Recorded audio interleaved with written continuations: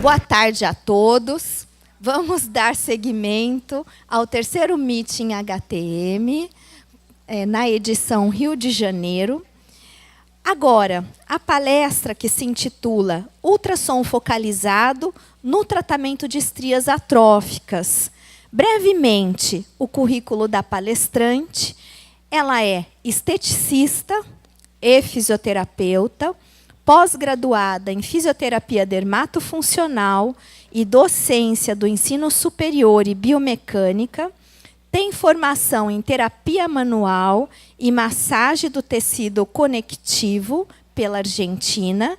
Além disso, é mestranda em educação, pesquisadora e colaboradora do Laboratório de Farmacologia Experimental da UF, convidada de cursos de pós-graduação das disciplinas Fisioterapia dermatofuncional facial, pré- e pós-operatórios de cirurgias estéticas e reparadoras, autora da técnica TENSE, lifting manual e da linha profissional TENSE Cosmetics. Seja muito bem-vinda, doutora Daniele Bastos.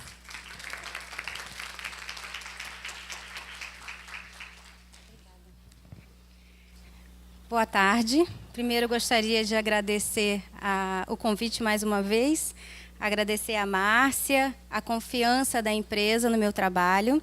E a gente vem hoje aí mostrar para vocês nossos primeiros resultados em relação a um protocolo de estrias que partiu de uma observância nossa dentro de grupos mesmo de WhatsApp, né, Márcia, de profissionais que compraram os equipamentos e que a gente observava que esse equipamento estava sendo manipulado de uma forma não correta e o objetivo não estava sendo alcançado. Mas, em contrapartida, aquela gordurinha que não diminuía, aquela flacidez que efetivamente não era alcançada, né, aquela celulite flácida, a gente observava que a pessoa reclamava de algo, mas ela também achava curioso como a textura, como o preenchimento cutâneo, alguma coisa mudava e essas profissionais não sabiam identificar por quê.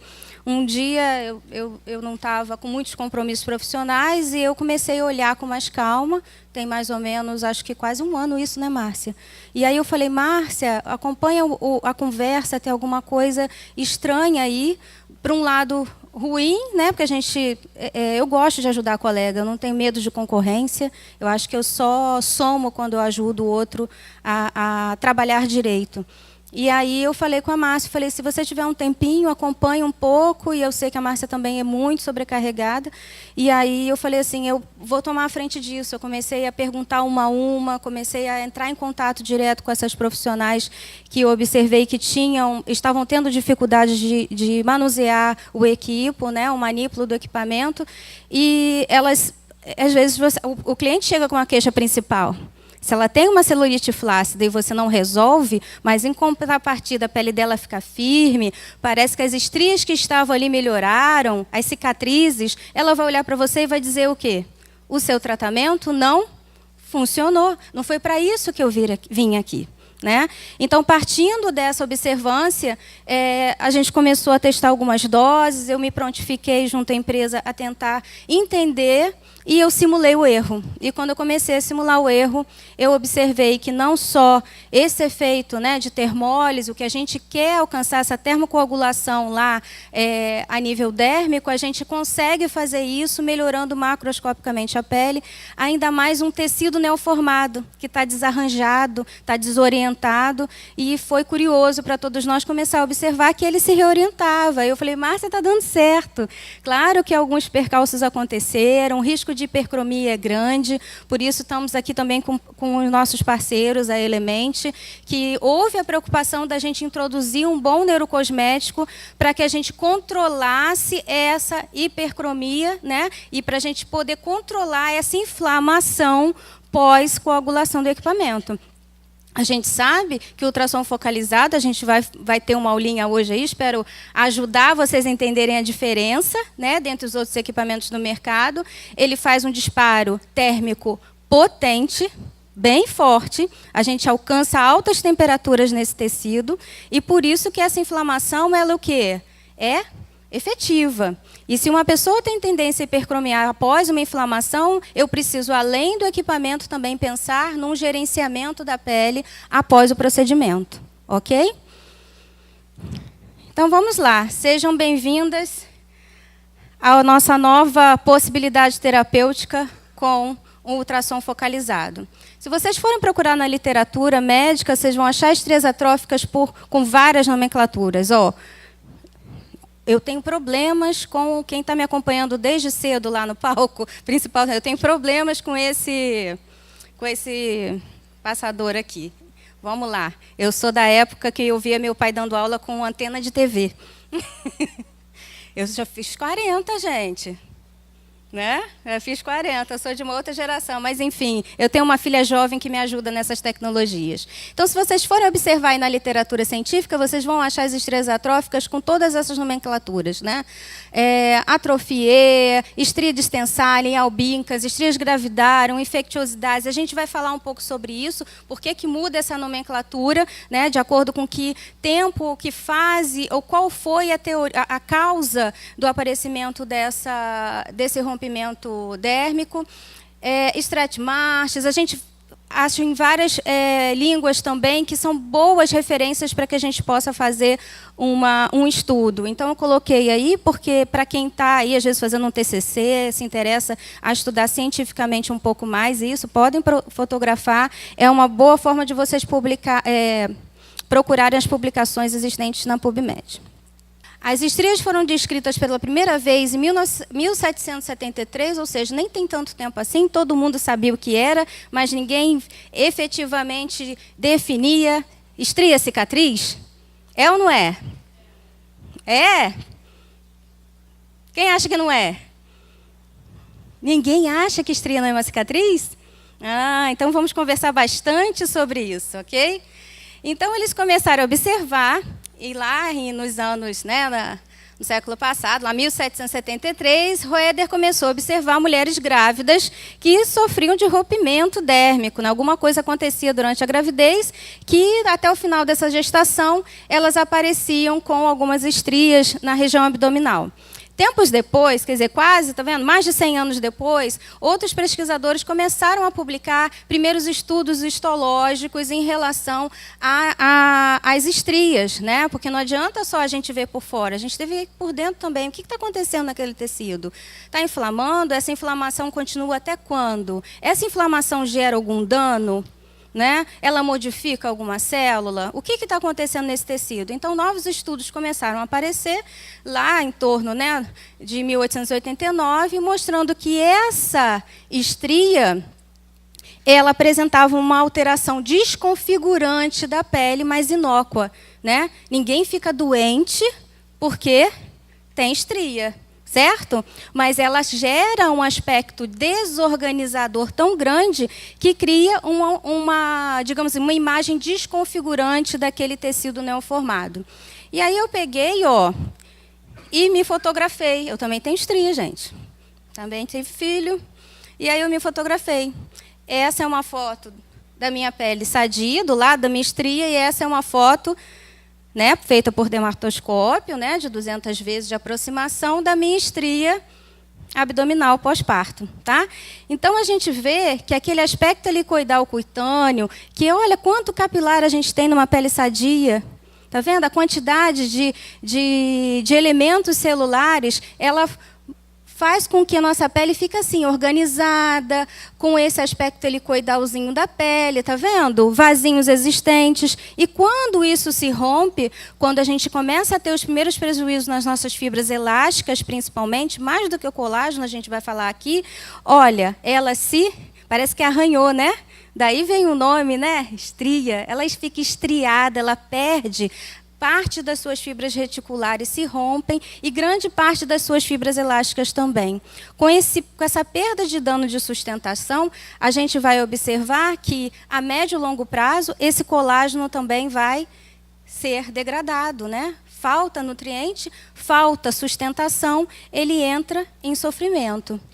Em 1972, bem recente, né? Guirro, que é uma das maiores referências que a gente tem hoje aí para estudar pelo menos dermatologia, estética, é uma das autoras que eu admiro, já foi minha professora de pós-graduação.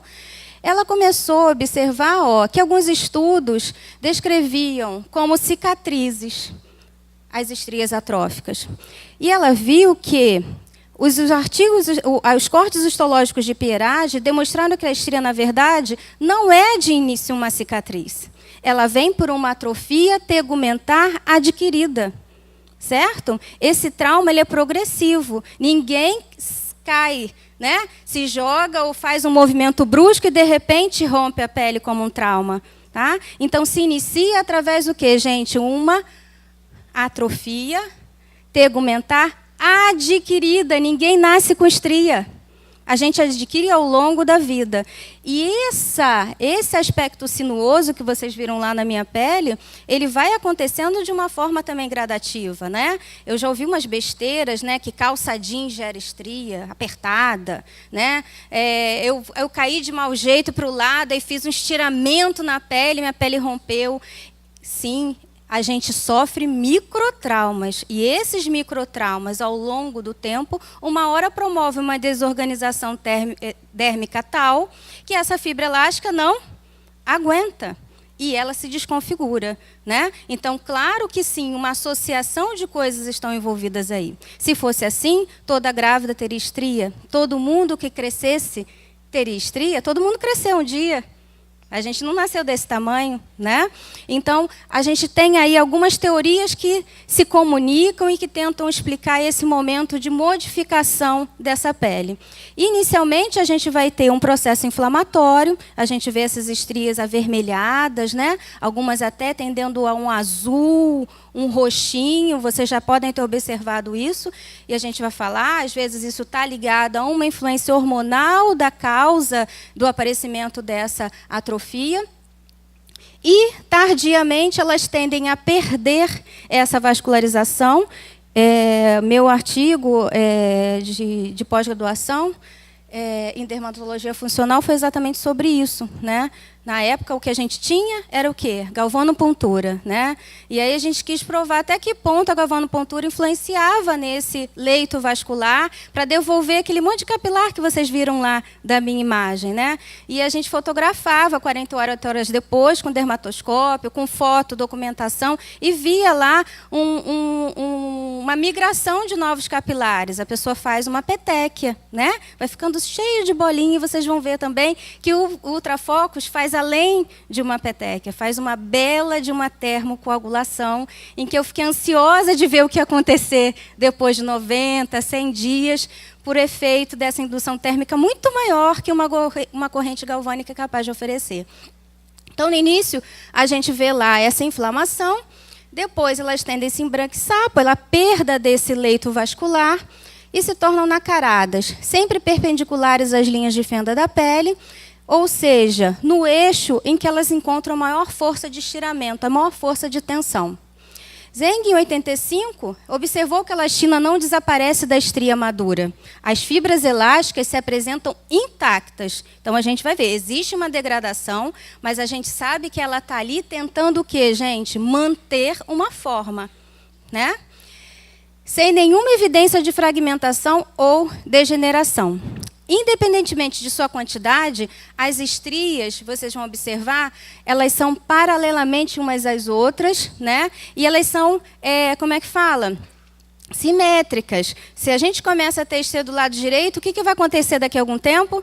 As estrias vão aparecer do lado esquerdo. Existem alguns artigos que mostram até pessoas que fizeram tatuagem, né, em dorso, e anos depois apareceu estrias no mesmo formato ou parecido, no mesmo local daquela tatuagem, porque biomecanicamente desequilibrou as forças de tensão da pele. Um dia, se você tiver uma perda de capacidade, né, estrutural, o outro lado tenta compensar aquela força de estiramento que foi ocasionada e novas estrias aparecem. Então, como uma menina nova chega e fala: mãe, começaram a aparecer algumas estrias na minha mama. Daqui a alguns meses, infelizmente, vai falar: minha filha, se prepara. Do outro lado vão aparecer também. O corpo precisa se compensar mecanicamente, né? A hipótese de um processo inflamatório até hoje, em relação à origem da destruição dessas fibras colágenas elásticas, ainda não foi comprovada. Mas estudos mais frequentes, atuais, desculpa, gente, foi a terceira palestra de hoje. Mais atuais já conseguem provar que sim, tá? Então, a nossa grande dificuldade em estudar estria atrófica, meninas, é por isso que nada é 100% eficaz, né? Vocês já aprenderam algum tratamento que é 100% eficaz? Pode ser hoje, daqui a pouco volta, né? Ou ele vai ser moderado, mas definitivo, que é o melhor, né?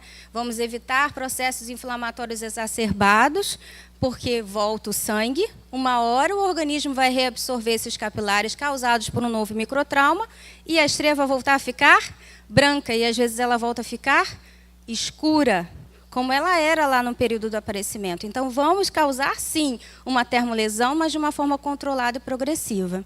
Aí eu peguei uma voluntária, que vocês vão ver o resultado dela depois, e olha, as estrias elas não são na mesma espessura, no mesmo comprimento, né? Elas vão aparecendo de acordo com a perda lá de capacidade mecânica e com o estiramento causado nessa pele, elas vão evoluindo, tá? Então eu peguei lá o cantinho lá, ó, e fiz uma foto.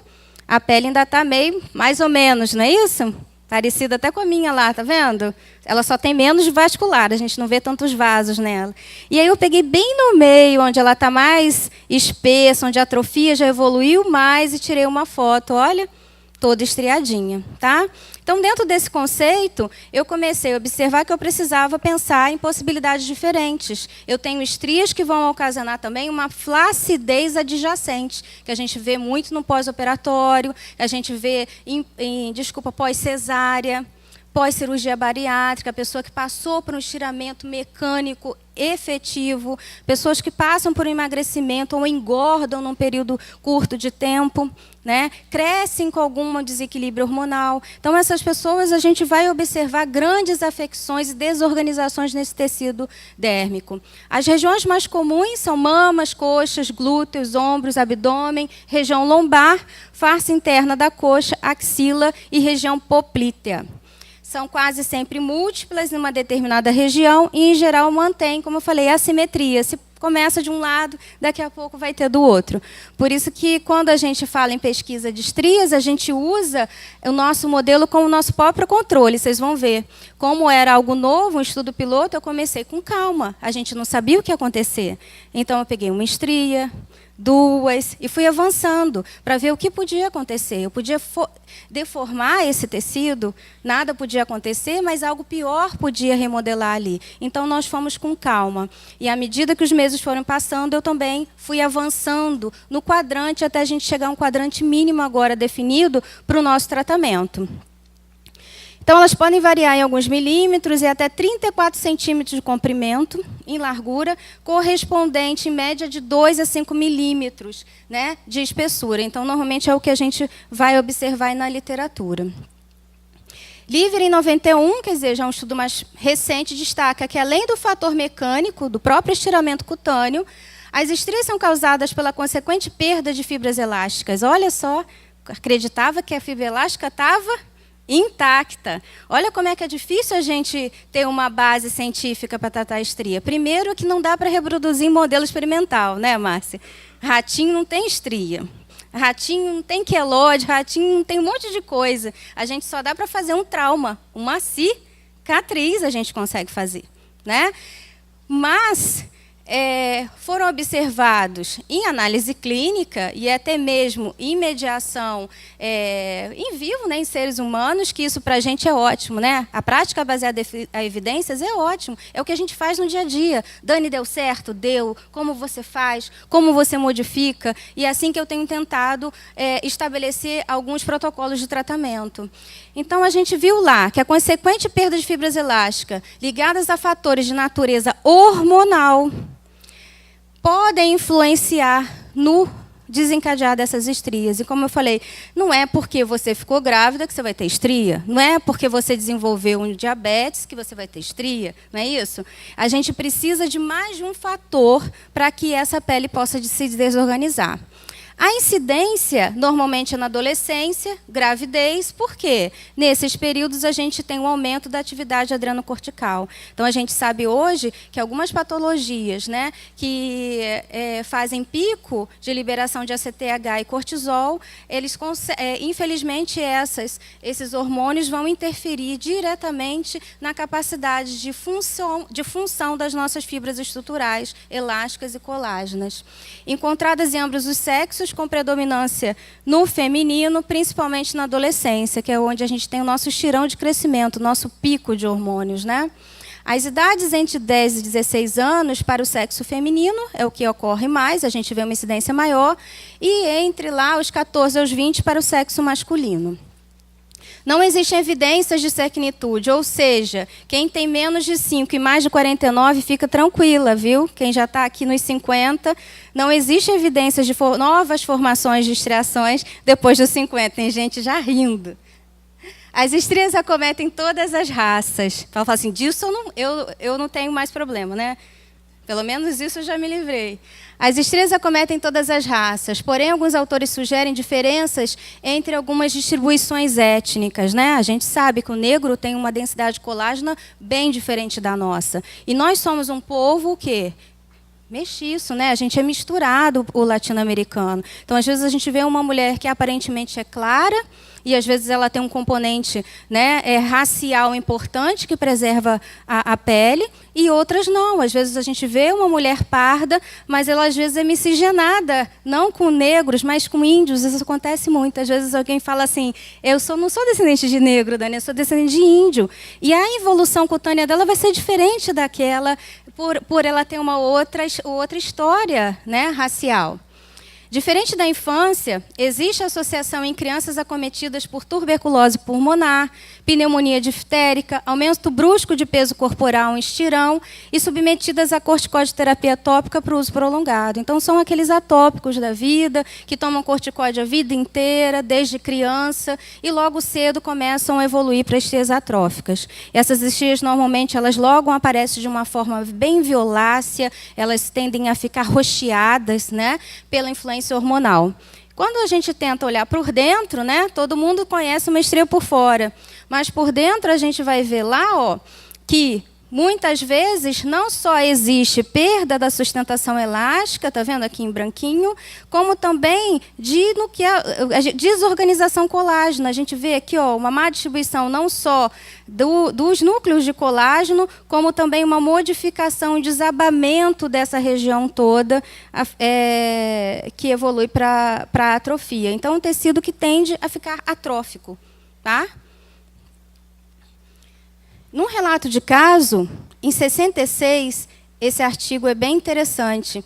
Dessa paciente de 16 anos, ela desenvolveu uma estria no formato muito parecido com a tatuagem dela, que eu estava comentando antes. Ela fez uma tatuagem na região lombar, né, de um lado, e do outro lado as estrias quase que desenharam a mesma tatuagem, né, mas de uma forma atrófica, contralateralmente. Então, mostrando que existe mesmo um desequilíbrio de estiramento mecânico muito importante nessas afecções. A distribuição das estrias parece variar de acordo com a profissão e as atividades físicas individuais. São comuns em pessoas que realizam esforços associados a pesos, cargas, mas, gente, não é só porque eu vou malhar que eu vou ter estria. Eu tenho que malhar, eu tenho que usar esteroide, eu tenho que ficar fortinho muito rápido para as estrias aparecerem. E, infelizmente, hoje, o apelo pela beleza faz com que esses casos de efeito mecânico puramente, por aumento de densidade, volume muscular, aconteçam com mais frequência, né? A gente pega até pessoas bem jovens com estrias, até ainda na fase inflamatória, meninos, região de dorso, porque querem, né, uma massa muscular mínima, com volume muscular aumentado, e eles ficam mesmo fortinhos, mas infelizmente cheios de estrias. É uma sequela, gente, irreversível. Não prometam um tratamento 100%, eu vou curar, sabe? Não, isso é balela, não concordo. Vocês vão ver, os meus resultados não são incríveis, mas são resultados de fato, né? A gente consegue sim uma neoformação, a gente consegue devolver esse volume de elementos celulares da pele, incentivar novamente essa síntese de fibroblastos, esse novo retorno de migração de substância fundamental amorfa para devolver vida para aquele pedacinho lá da pele que atrofiou, né? Que está em sofrimento vascular. Novas terminações nervosas e sanguíneas começam a aparecer, o que foi curioso também durante esse estudo, porque na galvânica a gente sabe, né? Enquanto não dói, a gente está preocupado. Por quê? Você está lá microagulhando e a pessoa não está sentindo nada, porque o tecido não tem terminação nervosa, não sente nada. À medida de que evolui o tratamento, o que acontece com a nossa cliente?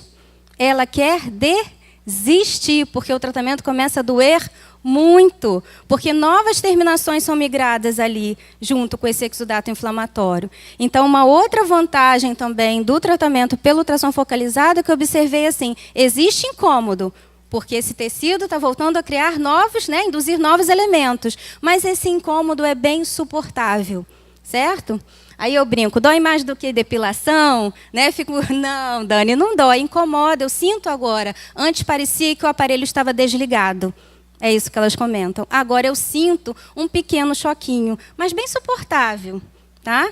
Fala, dói mais do que fotodepilação? Não, dói bem menos. Eu falei, então vamos lá, vamos continuar.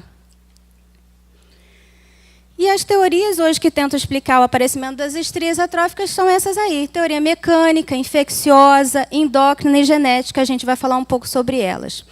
Em relação à etiologia, é bom a gente deixar aqui bem claro que estrias, até hoje, é um assunto que está em discussão. Né? Até hoje. Eu perguntei no início, quem acha que estria é cicatriz? E vocês falaram, eu acho, né? Eu particularmente acho que ela vira uma cicatriz só depois que ela atrofia de vez.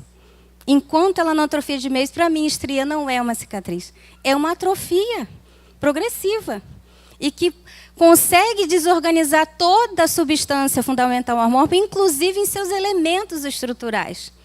Né? Quem sabe depois, no final dessa palestra, vocês mudem um pouco dessa concepção. Sim, no final, quando essa atrofia se finaliza, o aspecto, tanto micro quanto macroscópico, parece de uma cicatriz, né? Ou quase que se comunica a uma cicatriz. Então, essa distensão de tecidos, ela precisa ser ligada a algum fator hormonal. Eu posso crescer, eu posso engravidar várias vezes, ganhar muito peso na gestação. Algum mediador hormonal precisa ser desequilibrado para que eu possa seguir para essa atrofia. E aí, gente, é o que eu conto lá. Se puder reduzir uma luz aqui para as fotos, Letícia, se puder reduzir essa primeira foto, primeira luz daqui, acho que facilita visualizar as imagens. Então, quando a gente tem lá, ó, teoria mecânica, força de estiramento, tração, o cara está lá malhando pesado, pegando muita carga, e ele ultrapassa os limites de sua elasticidade, esse aumento lá de tração, ela tem que estar associada, gente, a algum outro fator, né, hormonal que possa gerar essa inflamação. Aí o que a gente vê lá, ó, aumento da massa muscular, o cara ganha peso, ganha massa muscular, mas ele inflama. E depois de um tempo, olha aqui, olha a quantidade de estria no ombro, tá? É o que normalmente a garotada vem se queixando. Então, a gente tem certeza que, além da força mecânica, né, além desse distúrbio lá entre elasticidade e flexibilidade, algo se desequilibrou e essa derme não aguentou. Essa fibra elástica não aguentou tanta carga assim e um dia ela se lacera, ela se rompe, tá?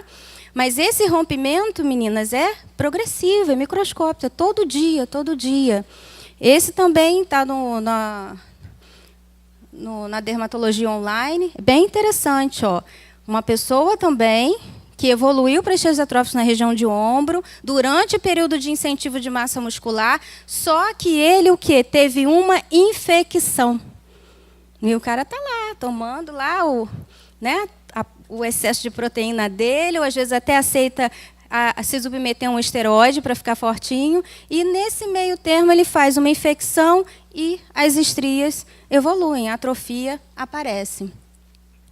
Outras teorias que tentam explicar essa comunicação desses períodos mecânicos é a teoria genética, como eu falei. Não é porque eu engravidei que eu vou ter estria, não é porque eu cresci rápido que eu vou ter estria. Eu preciso ter alguma coisa no meu DNA, alguma informação que diga você vai ter estria um dia na vida. Pode ser relacionado a uma síndrome, como a mais famosa, a gente ouve lá, todo mundo já ouviu um dia falar da síndrome de Cushing, certo? E uma outra síndrome que é menos falada, que é a síndrome de Marfan, que existe um desequilíbrio muito grande também entre extensibilidade e flexibilidade, mas nesse caso aqui, esse cara ele é hiperflexível. Tá? Então, assim, o prognóstico é ruim da mesma forma, que quando isso desequilibra, a gente também vai ter uma dificuldade muito grande de reorganizar essa situação. Vocês sabem quem é um cara bem famoso que tem síndrome de Marfan? Não? E que ele usa da síndrome para ganhar muitas medalhas? Michael Phelps, nadador. Nadador. Só que ele tem uma síndrome branda, né? Vocês já viram o cara nadando? Reparem. Tá? Então, ele tem estrias, se vocês olharem assim, faz um link no Google, é muito interessante. Ele tem estrias, ele tem um desequilíbrio em relação a genético das condições elásticas da pele dele. Mas, em compensação, ele nada que uma beleza. A elasticidade dele faz ele virar o quê? Um torpedo dentro d'água, certo? Teoria endócrina, mais aceita atualmente. Então, tudo que acontecer, gente, cresci, engravidei, engordei demais, emagreci demais, tem que ter tido algum desequilíbrio hormonal ou genético para poder justificar o aparecimento dessas estrias. Normalmente ligado, como eu falei, ou uma degradação proteica importante, ou um brusco ou elevado nível de cortisol durante algum período de nossa vida. Ok? Altos níveis de hormônios esteroidais produzem efeito catabólico na atividade do fibroblasto e reduzem, a médio e longo prazo, a deposição de colágeno na nossa matriz dérmica. Certo? Então, ninguém faz isso do dia para a noite. Vai acontecendo ao longo de algum tempo. Tá bom? O maior vilão deles, estrogênio e corticoides. Né? A gente também tem aí alguns glicocorticoides mediando esse processo atrófico. O que é interessante aqui também, que eu vi no artigo, achei tão legal, e botei essa frase para lembrar de falar de vocês, que a gente tem um hormônio, a relaxina, que é muito presente nessa síndrome de Marfan e que a gente libera também durante a gravidez, para que haja essa adaptação pélvica durante o parto. Por isso que, normalmente, a grávida, as estrias começam a aparecer o quê? Da pelve para cima, né? E vai subindo. Então, essa relaxina, ao mesmo tempo que ela permite distensibilidade do tecido conjuntivo, ela também diminui a expressão, digamos assim, a mediação dessa pele na sua capacidade elástica. A pele, ela vai, né, se acomodando à distensão, mas essa derme, essa fibra não aguenta e ela se rompe. Então, a gente vai ver aí na literatura vários tipos de estrias: hipotrófica, atrófica, hipertrófica, aplainada e até mesmo preguiada, como eu falei, quando tem um componente flácido associado. E, às vezes, a gente só melhora esse componente flácido adjacente e a pessoa já fica feliz. A gente vê efetivamente uma modificação na sustentação desse tecido. Então, fase evolutiva, gente, temos duas fases evolutivas, né? As estrias recentes são essas inflamadinhas, escurinhas, que ainda têm processo inflamatório. E no segundo momento, que eu poderia até relacionar a essa cicatriz, né? Que seria o quê? Uma atrofia propriamente dita. É quando atrofiou, chegou ao momento em que houve perda desse elemento celular. Na fase inicial, vamos lá, processo inflamatório intenso, tanto mono como perivascular, edema dérmico. As alterações podem chegar até 3 centímetros além da borda da estria, né? Então, normalmente, sente o quê? Pinicar, coceira, né? A pessoa começa a sentir mesmo rubor, ela sente que alguma coisa está estranha. Nossa, eu estou com uma coceira direto aqui, estou coçando muito. Quando grávida coça, é um alerta, né? De que algo está modificando a capacidade de estiramento daquele local. A elastose e degranulação de mastócitos também começa a acontecer, e esse carinha aqui vai ser um grande responsável, junto com o meu macrófago, da evolução da minha atrofia dérmica. Na fase tardia, a epiderme fica lá atrófica, aplainada. A derme, a gente vê que as fibras elásticas estão alteradas, o que não se acreditava antes. O colágeno se dispõe em feixe paralelo e diminui a sua força de direção, ele muda um pouco daquela conformação, né? Helicoidal de tríplice hélice, ele fica mais aplanado, vocês viram nas fotos, né? Fica estriado, modifica visualmente esse tecido, não só interno como externamente. E a gente vai ver lá que na matriz dessa celular, esses fibroblastos vão estar de forma desinstituída, desorganizada. A neoformação fibrilar também vai acontecendo, né? E um momento ela para. Né? A gente vê que, mesmo não tratada, chega um momento da vida que a atrofia se cessa, não é? Aí a gente lembra, e essas estrias apareceram quando eu engravidei. E essas estrias aqui apareceram quando eu era menina, quando eu estava crescendo. A gente fala, mulher, isso, né? Os homens também. E apareceu quando eu engordei muito. A gente lembra até onde foi aquele processo atrófico. Certo? Na fase evolutiva, a gente vai ver lá de início ainda essa inflamação bem aparente, já modificando a desorganização e equilíbrio entre as fibras elásticas e colágenas e depois uma desorganização muito mais intensa tecidual. Ok? Para não ser repetitiva, inflamação na fase inicial, perda de nutrição, exudato, e às vezes elas podem se tornar protusas. Cuidado quando a gente vai tratar essas estrias nessa fase inicial. O ideal é que a gente controle primeiro o quê? A inflamação. Então, o nosso tratamento aqui é indicado para essa fase inicial? Muitas vezes não. Muitas vezes a gente vai tratar do que é o mais difícil, que é quando a atrofia está instalada. Então, como eu falei, sinais e sintomas normalmente vem acompanhada de prurido, dor, erupção, parece que deu alergia, uma coceira todo dia esquisita, e depois de algumas semanas, as primeiras estrias começam a aparecer. Bom, vamos lá agora falar dele, né? O nosso ultrassom. Então, para a gente começar a falar de ultrassom, é bom a gente fazer uma breve revisão aí da eletrofísica, para a gente entender as diferenças, né? Hoje em dia a gente tem vários ultrassons, diferente do antigamente, que a gente tinha só o nosso ultrassomzinho lá para tratar celulite, não é isso? E depois eles foram aumentando, ficando com a manopla maior, com 3 esferas de 15, e hoje a gente tem ultrassons bem potentes aí para trabalhar. Por isso que eu pedi aqui para o pessoal da HTM trazer 2, para a gente poder entender um pouco a diferença entre eles. Então, a classificação do ultrassom é feita hoje em função, pode deixar, em função do ponto auditivo do homem, né? Então, a gente tem os ultrassons, que são lá as minhas propagações de onda mecânica acima lá de 20, né, mil Hz. Os sons audíveis, que tem lá um som de frequência compreendida entre aquilo que meu tímpano é capaz de ouvir, e também os infrassons, que são aqueles que a gente não ouve, que estão abaixo da nossa capacidade audível, ok? Em relação à propagação de onda, a gente vai ter alguns fenômenos na hora que a gente liga o nosso ultrassom. Né? Então, quando a gente pensa lá, eu vou acoplar, vou encostar na minha pele, vou pôr o meu gel e vou começar o atendimento. E aí, quando a gente liga, ele vai gerar algumas ondas que a gente vai falar, cavitacionais, que são capazes de modificar essa membrana celular. De que forma? Através de fenômeno de absorção, que é a capacidade do ultrassom de penetrar no meio, ou seja, do ultrassom de entrar no nosso tecido biológico, produzindo calor.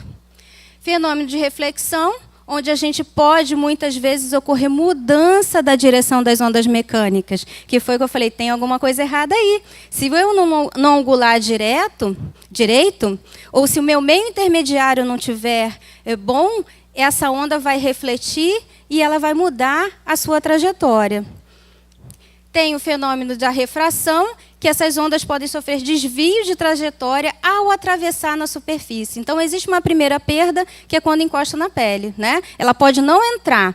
E existe uma segunda perda, que é ocasionada quando esse ultrassom entra, que está relacionado o quê, gente? A resistência de cada tecido. Se eu tenho mais água, se eu tenho menos água, né? Se o tecido está pouco hidratado. Então, a gente vai ter essas alterações aí. Tá? Então, eu posso ter uma reflexão imediata, se eu não angular direitinho nos meus 90 graus, ou posso ter uma refração, de acordo com o grau de nutrição e hidratação do meu tecido. Tá bom? E como surge um ultrassom? Vocês sabem? Todo mundo estudou isso lá? Com a professora, né? Então, o ultrassom é ele surge através de qualquer material vibrante, pode servir como fonte de ultrassom. Hoje em dia, normalmente se usa um cristal piezoelétrico, que ele é capaz, através de uma corrente elétrica, de vibrar esse cristal e gerar uma onda ultrassônica, né? Que é o que a gente tem aqui no palco, é o que vocês devem ter também na clínica de vocês. Como é feita essa propagação de onda? De forma longitudinal ou transversal. A longitudinal, ela vai gerar uma direção de vibração no mesmo sentido da propagação. Já as ondas transversais, a direção do movimento dessas moléculas é um pouco aleatório. É o que a gente chama aí das nossas famosas ondas estacionárias, já ouviram falar? E que elas são importantes para modificar a permeabilidade da membrana. Só que essas ondas estacionárias podem acontecer de uma forma muito brusca e intensa, gerando cavitações que podem ser sentidas e definidas como estável e não estável. Então, toda vez que a gente liga o ultrassom, ele já começa a cavitar. Liguei, botei lá 0,1 de densidade, ele já está cavitando. A cavitação é um fenômeno físico bom, a gente precisa cavitar para que haja modificação na membrana. Está todo mundo cheio de frio, né? Modificação da membrana. E essa energia mecânica vai interagir com os fluidos dessa célula, fazendo com que ela possa se agitar e aumentar o seu metabolismo. A dimensão dessas bolhas varia de acordo com a intensidade de energia que é aplicada, como eu falei. Baixas energias, baixas pressões, uma cavitação estável. A gente só tem um aumento, né, de metabolismo celular. Quando essa cavitação é não estável, que é o que a gente vai ver hoje, ela libera substâncias reativas ao oxigênio e ela é capaz de gerar o quê, gente? Uma microlesão, um microtrauma, para que essa célula possa o quê? Se regenerar após aquela indução térmica.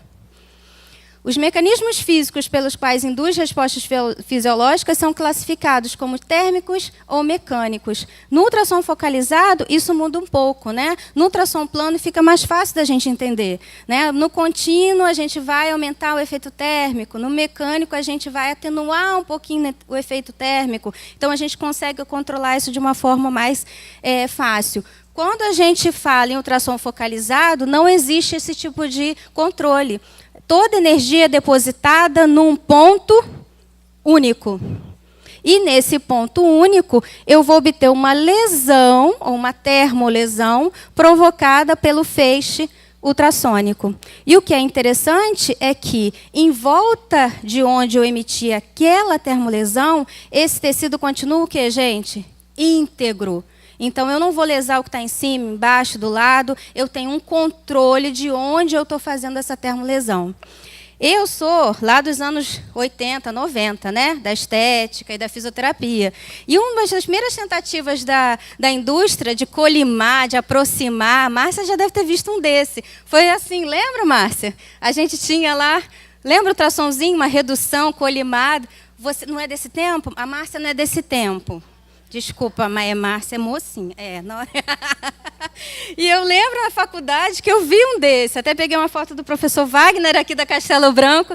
E era antigamente a gente tentava reduzir assim, para usar ele no rosto. Não se ouvia falar em ultrassom na face, usar para ruga. Olha, que absurdo cavitar perto do olho. Então eles tentaram fazer a colimação, mas inversa, olha. Ele era um cone. Então, hoje, já se sabe, para que a gente possa... Aqui dispersava mais a energia em torno de todo esse cone. Então, isso foi invertido e hoje os ultrassons, eles são o quê? Convexos por dentro, olha aqui. Tá? Então, através aqui dessa concavidade, todo o foco ele vai para um ponto específico de energia. Já os outros, que a gente usou até há pouco tempo... Eles eram o quê, gente? Plano. E que a gente continua usando para celulite, né? Para gordura, a gente continua para remodelamento corporal. Então, a grande diferença é que esse eu vou alcançar, né, uma área maior, eu tenho uma frequência, uma potência também bem importante. O outro, eu vou focalizar, como o nome diz, eu vou direcionar esse feixe para onde eu quero induzir essa minha termolesão. Nesse caso, a atenuação ela acontece de uma forma infinitamente menor do que a plana. A plana vai atenuando à medida que esse movimento aleatório de compressão e descompressão mecânica intratecidual, e essa onda mecânica vai se dispersando entre os tecidos. Já o focalizado não, ela não se dispersa, ela se acumula toda num ponto único. Perceberam? Tá? Então, a gente tem aí, durante a propagação de onda, uma zona próxima, que é uma zona onde o efeito térmico ele é mais evidente, potente, e a outra zona de Fresnel que se dispersa, onde normalmente a gente vai definir que potência e sutração consegue chegar no tecido térmico. Em relação à frequência, todo mundo sabe, né? A frequência vai definir o comprimento lá de onda dentro daquele ciclo e vai ser relacionado diretamente o quê, gente? A profundidade que esse ultrassom é capaz de chegar. Então, no ultrassom focalizado, eu tenho o focal facial, onde eu chego lá em torno lá de 1,5, 3, 4,5, né? Esse equipamento vem com os focos definidos. A gente vai definir qual é a profundidade que eu quero trabalhar, que também é uma vantagem, né? No outro ultrassom a gente não tem, no plano a gente não sabe, a gente tem uma média de expectativa de dispersão e atenuação da onda mecânica. No focalizado eu defino se eu quero trabalhar 1,5, se eu quero trabalhar 3, qual é o tecido que eu quero alcançar? É derme? É epiderme? É junção dermoepidérmica? Eu quero chegar ao meu SMAS, a minha, né? O meu sistema músculo-aponeurótico superficial, eu quero chegar até lá, aí eu vou usar o foco de 4,5. No corporal, qual é a profundidade? Quanto mais tecido adiposo, mais eu vou trabalhar 10 milímetros, 15, 20 milímetros. Né? Eu vou pegar o adipômetro, vou aplicar lá, vou ver quanto de volume ela tem de gordura e vou definir o meu foco, a minha profundidade. Ok? Em relação à área de radiação efetiva, a gente tem que ter uma noção que nem sempre o que sai do transdutor é aquilo que a gente vê. Eu posso ter uma placa grande, mas a minha era eu tenho que perguntar ao fabricante, qual o tamanho da sua era? Já no ultrassom focalizado, a nossa era é um ponto. Por isso que eles vão achar estranho. O aparelho ele não é modulado lá em watts por centímetro quadrado. A gente tem uma potência em watts, mas a quantidade de dispersão de saída do equipamento vai ser modulado, gente, em quê? Quando a gente calcula lá, pontualmente falando, em joules. Tá? Que é a quantidade de energia que efetivamente está saindo e chegando até o nosso tecido. A profundidade a gente vai estar definindo de acordo com a lesão. E esse foi o nosso maior desafio. Essa foto foi cedida pela empresa para que eu colocasse na aula. E eu achei muito interessante quando eu vi, porque eles pegaram lá na potência de 10, né, que é o corporal, com um foco de 10 milímetros e mostraram lá num polímero termosensível até onde, está vendo? O foco alcançava. Tá? Então, mostrando a segurança de profundidade do equipamento. Eu sei até onde eu quero chegar com ele. Aonde eu vou alcançar. E aí, nesse equipamento, eu tenho tanto a manopla corporal como a facial. Todas duas focalizadas. Estão vendo? Abauladinho por dentro. Ó. Dá para perceber? Certo? Quem não conseguir perceber aqui, passa lá no stand e olha. Ó. Já no facial, mesma coisa. Tá vendo? E aí ele tem os focos, que cada fabricante faz de um jeito, né? Normalmente ou são de encaixe, ou são de rosca, ó. E a gente vai definir a profundidade do foco com ele. E aí, do mesmo jeito que o ultrassom plano, ele vai funcionar da mesma forma. A diferença é o direcionamento do feixe mecânico, do feixe ultrassônico, tá? Bom, para que a gente possa se calçar cientificamente, alguns artigos hoje já estão mostrando os resultados que a gente tem com eficácia de ultrassom focalizado. Não confundam com ultrassom microfocado, é uma outra tecnologia. E o ultrassom focalizado, ele é importante sim e eficaz, não só na termolesão. Alguns artigos mostram que a gente chega em torno de até 60 graus Celsius durante uma termolesão, fazendo com que haja sim uma retração e, consequentemente, uma nova indução colágena. E tudo que a gente quer nesse tecido atrófico é o quê? Colágeno de novo, fibra elástica de novo. E esse foi o nosso objetivo. Alguns outros artigos, ó, vocês vão ver essa nomenclatura, escrito como high full, tá vendo?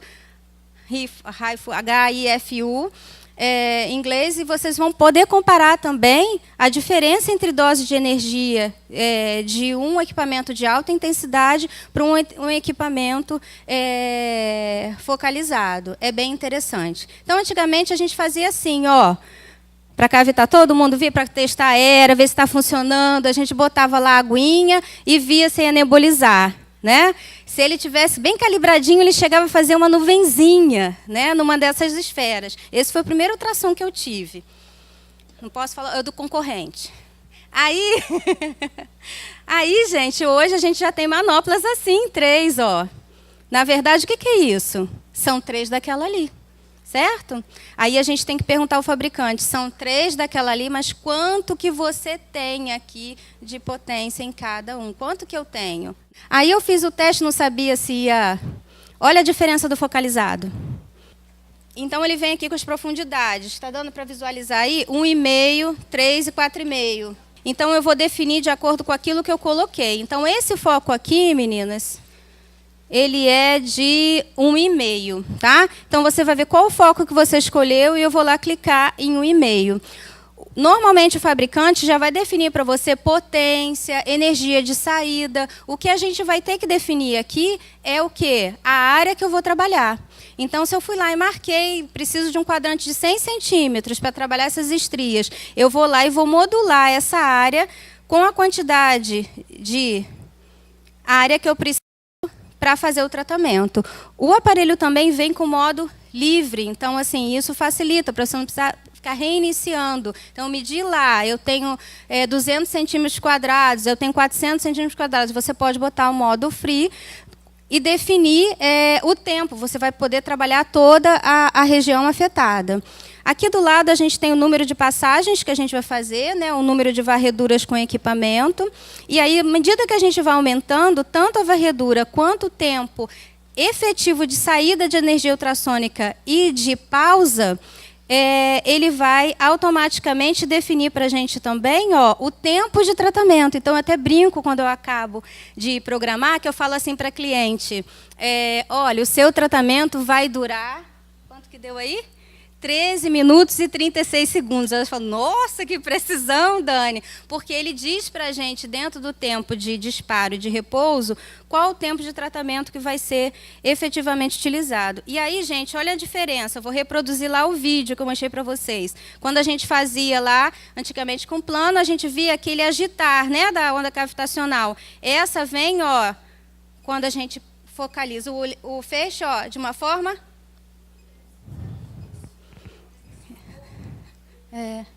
Tá dando para ver? Ó, cada disparo é uma termolesão. Ele faz até um barulhinho.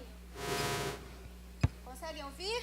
Esse barulhinho ajuda a gente a cronometrar também o quê? A mão.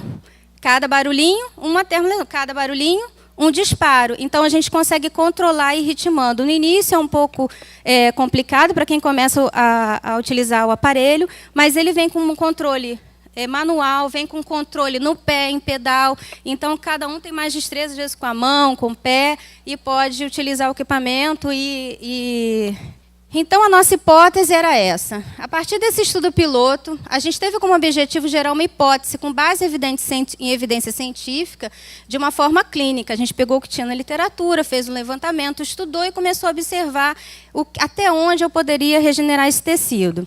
No início, eu não tinha uma dosimetria correta, né? Eu tentei de várias doses, várias formas de energia, até que eu vi que, dessa forma, eu conseguia modular de uma forma mais segura, que é o que eu vou passar para vocês a quantidade de energia nos slides.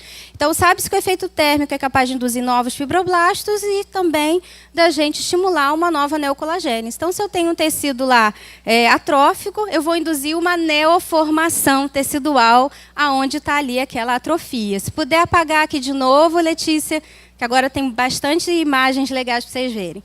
Infelizmente, até hoje, a ausência de literaturas relacionadas ao tema ainda é uma grande dificuldade, né? A parte experimental ainda não consegue relacionar essa neoformação em animais, mas a gente tem também muita literatura não comparável em suas doses, quantidade de energia, intervalo de sessões. Então, assim, foi tudo mesmo na tentativa e erro, até que a gente conseguiu chegar a esse primeiro protocolo, né, piloto, para que a gente pudesse ter de uma forma segura o controle dessa neoformação.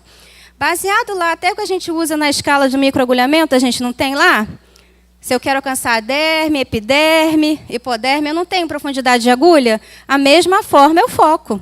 Se eu quero alcançar minha epiderme, eu trabalho lá até 1,5. Se eu quero aprofundar a minha derme propriamente dita, eu vou aprofundar também o quê? Na minha profundidade do foco, ok? E no focalizado a gente ainda chega um pouco mais do que no microagulhamento. Microagulhamento, normalmente a gente tem hoje aí para liberação para uso estético até 1, né? Acima de 1, uso médico, não é isso? No focalizado a gente chega até 4,5, gente, tá? Com o manípulo facial. Então tem essas duas formas de demarcação do quadrante, por centímetro ou por milímetro, tá? Já? 15 minutinhos? Eu vou acabar a tempo. A caneta aplicadora deve manter sempre um ângulo de 90 graus em relação à pele, para a gente evitar todo aquele processo de reflexão e refração da onda, do mesmo jeito que o plano. O gel tem que ser livre de bolhas. Por quê, gente? Porque se tiver muita bolinha ali, eu vou o quê? Impedir esse feixe, né?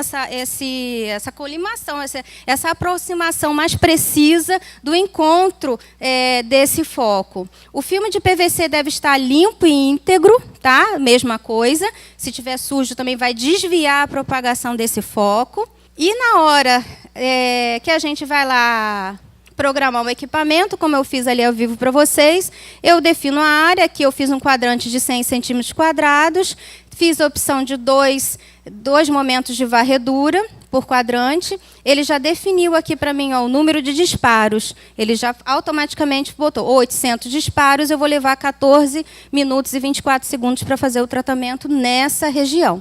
Acho que vai passar de novo. Ó.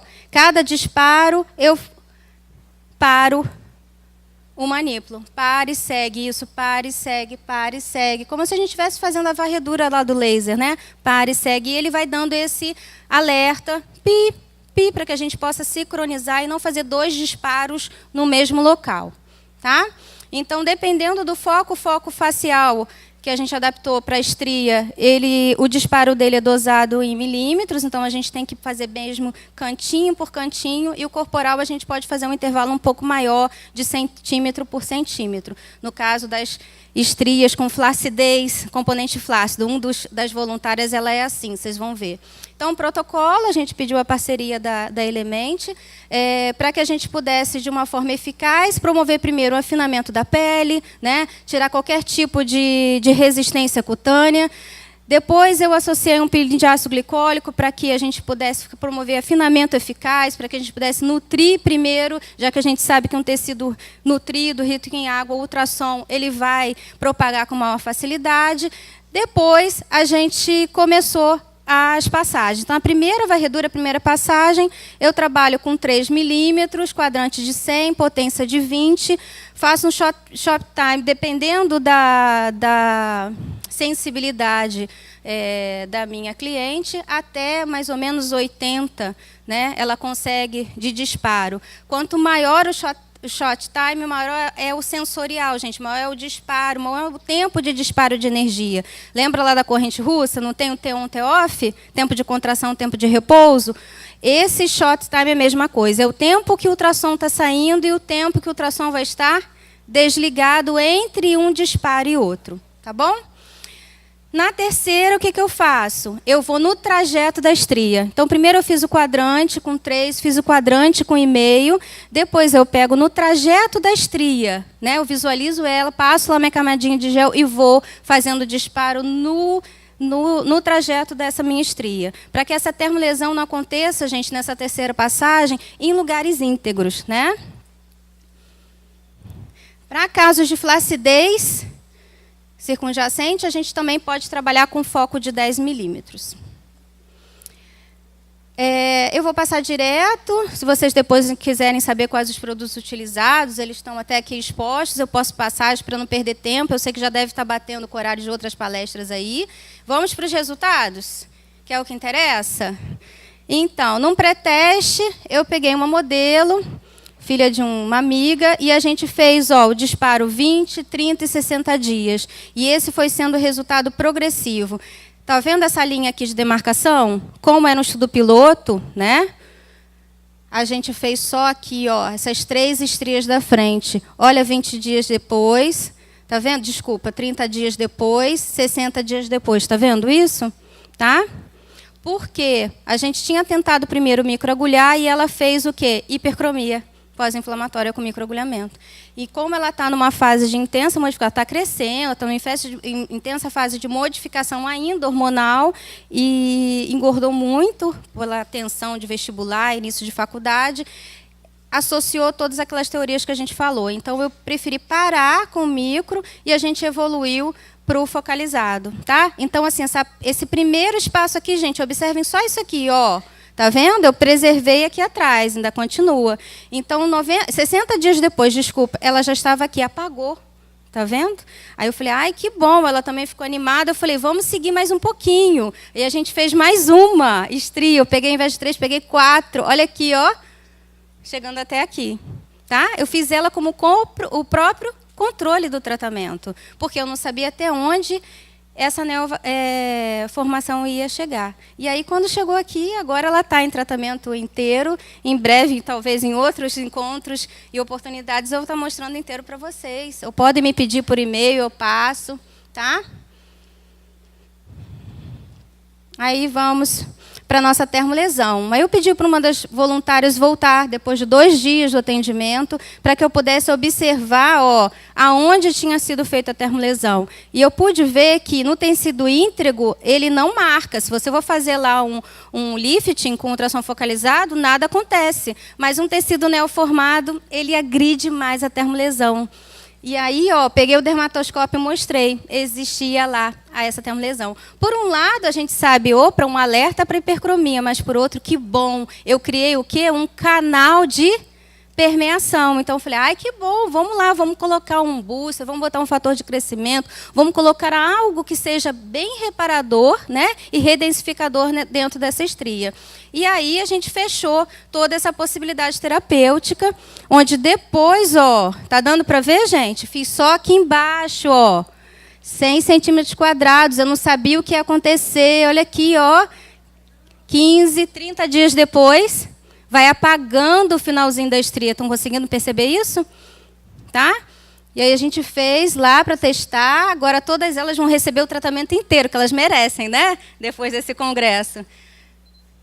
Olha na dermatoscopia, evolução de 15 e 30 dias. Olha a neoformação. Olha só de novo, mostrando o efeito helicoidal.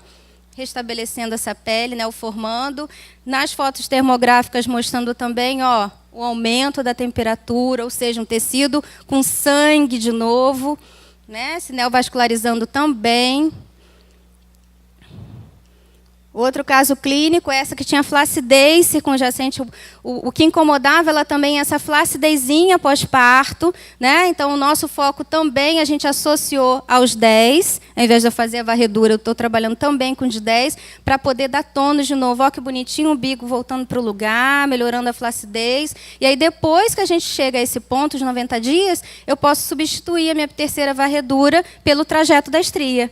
Porque ela tem muitas, e agora a gente vai tratar uma a uma o que sobrou. Ok? Na dermatoscopia, olha como é que tinha uma atrofia grande, estriada, e devolvendo o aspecto helicoidal da pele. Na termografia também de superfície, mostrando o aumento da temperatura, pequeno, mas já mostrando a diferença.